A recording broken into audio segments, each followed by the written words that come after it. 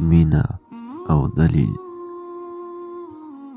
یوې نجلۍ له خپل مین نه پوښتنه وکړه ولې را سره مینه لري. مین ورته وویل بس لرم یې.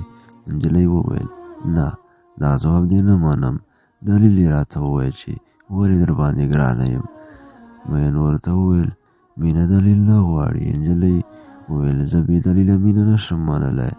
مین ورته وویل دلیل یې را سره نشته خو ثابتولی شم چې در باندې مین یم. نجلۍ سر وخوځاوه، ټینګار یې وکړ چې نه نه ما ته به یې دلیل وایي چې ولې را باندې مین یې. مین ځواب ورکړ ځکه چې ښکلې یې، چې شیرین غږ لري، چې خوږې خبرې کوي او چې روانه یې نو د غره د غیږې د سیند غوندې د مستۍ او پاکۍ کاروان در سره بهیږي.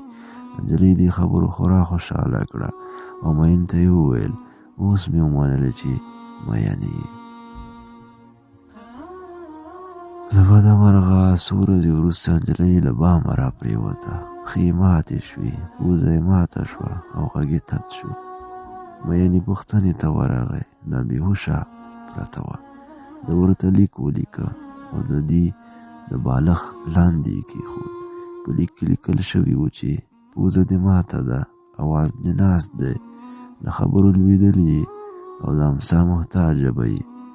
نو که مینه په دلیلونو وای زه باید ووایم چې راباندې ګرانه نه یې، خو شکر چې مینه دلیل نه غواړي او ته مې بیا هم د زړه سلطانه یې. هوس مري مینه نه مري. هوس وایي ضرورت درته لرم ځکه راباندې ګرانه یې، خو مینه وایي راباندې ګرانه یې ځکه درته ضرورت لرم. دا د بخت کار دی چې څوک د ژوند ته لاره کوي، مګر دا د مینې کار دی چې څوک دې زړه ته لاره کوي. د زرو هندارو کور.